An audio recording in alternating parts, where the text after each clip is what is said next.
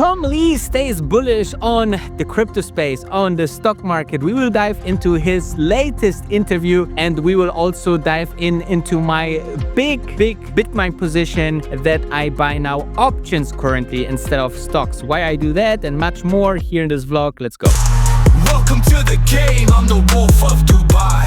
So as you can see, I bought $5,500 in options. I believe that this is currently the better choice for myself, okay?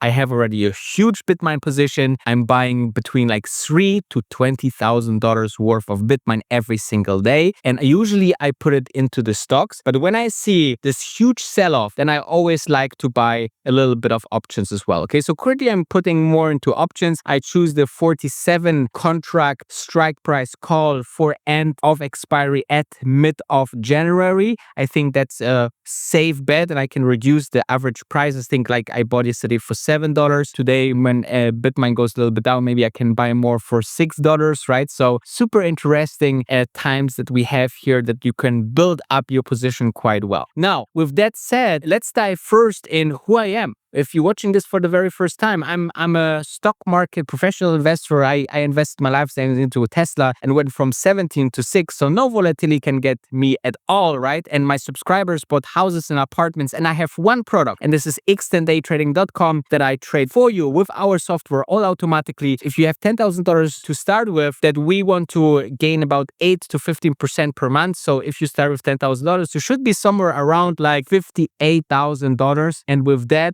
you do it all automatically with our software, with our trades. So if that is interesting, make sure to schedule a call with me personally, and we see if we can help you as well. Now, the first part of the clip of Tom Lee is actually he's talking about the market, and let's dive into that first. Tom, looking at your last couple of appearances, whenever actually it's been a while now, when you're on, I kind of hold my breath after some of your forecasts, because a lot of times I think no way, and then it's always seemed you have not been really wrong in any significant way. Do you ever have any trepidation, second thoughts? Do you ever get nervous about any of your calls? Yeah, all the time, filled with doubts, because the future. No one can be right off your 51%. You're like the best ever in this business. You're still bullish, even though you talked about last week a little wobble in some stocks. Sell on the news because of China. It looks like a little bit of hawkishness out of Jay Powell. I don't know if that lasts.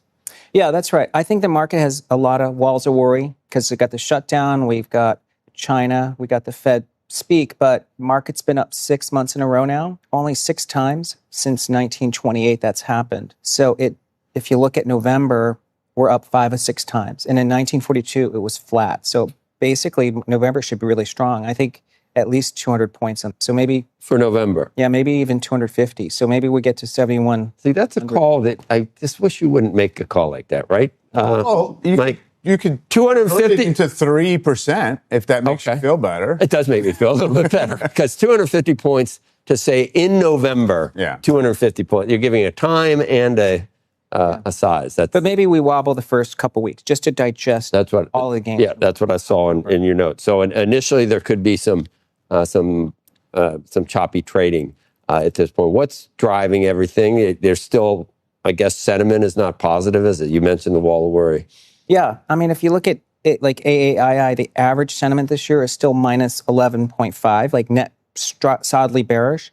That's only happened 3 other times in 35 years, all in the middle of bear markets. So investors feel like it's a bear market, but we're up 17%, which kind of tells me I think there's a big performance chase into year end.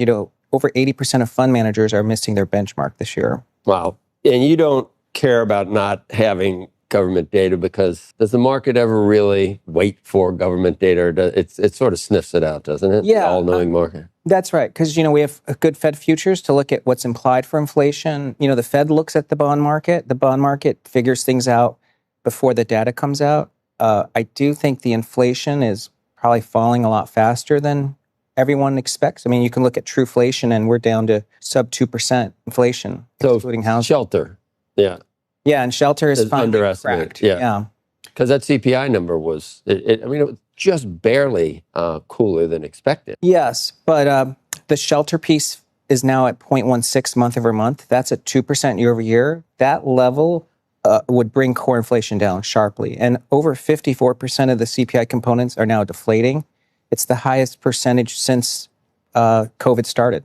It seems, Tom, that the markets have, largely because of what you're describing, moved on from the inflation watch. Yeah. They've kind of put that aside as maybe the forefront risk, and much like the Fed has been dragged to doing, wondering about downside risk to growth. I mean, if you just look at things like the reaction of home builder stocks, consumer cyclicals, regional banks, just to that hawkish cut by Powell last week, it seems like it's not hard to get the market a little bit uneasy about, just exactly what kind of a soft patch this is, even if we have confidence that maybe it firms up into next year. So how does that play into the overall action in the index and what you expect from the market? Yeah, I think there is something the market's trying to figure out, which is AI is consuming jobs, but that's turning it into profits for corporates. So like profits are expanding. And then we have profit margins have actually been going up in the middle of tariffs. So how are companies able to take 70% of the tariff hit, but margins are going up? So there must be a productivity boom somewhere. And then we have, like you said, $7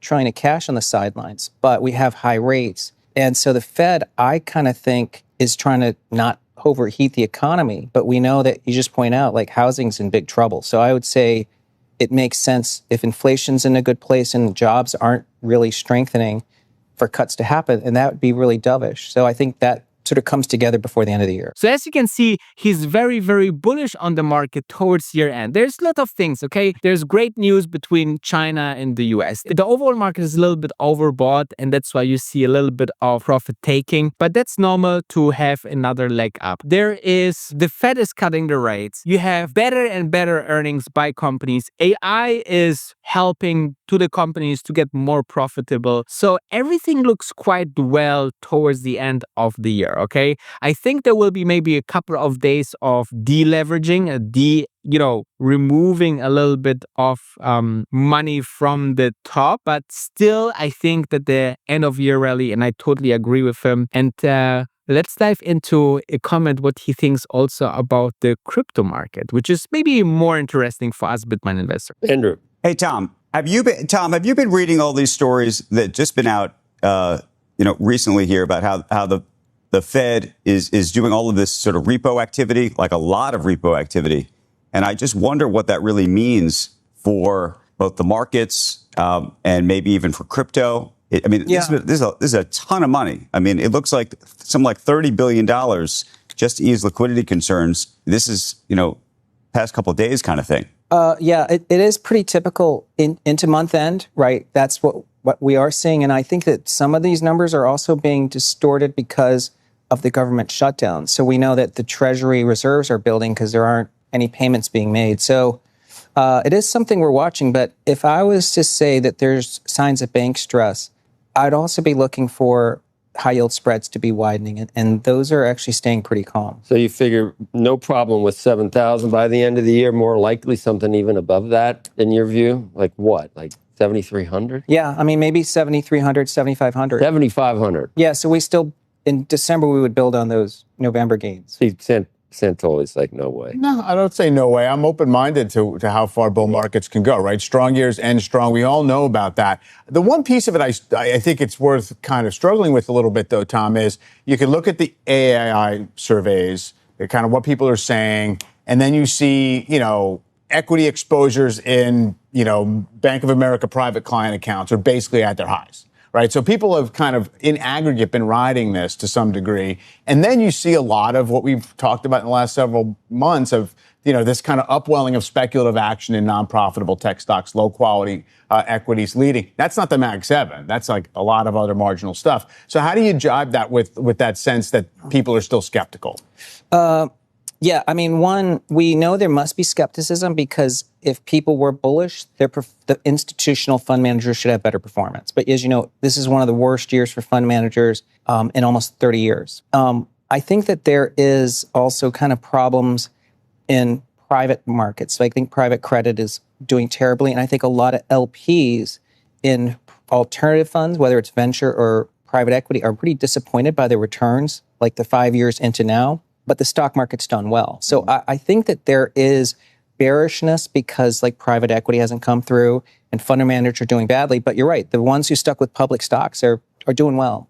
I want you to quit while you're ahead, but I have to ask you about Bitcoin. I mean, you want to go out on a limb there too? Because it's weak again today, 107. Go below 100 or no?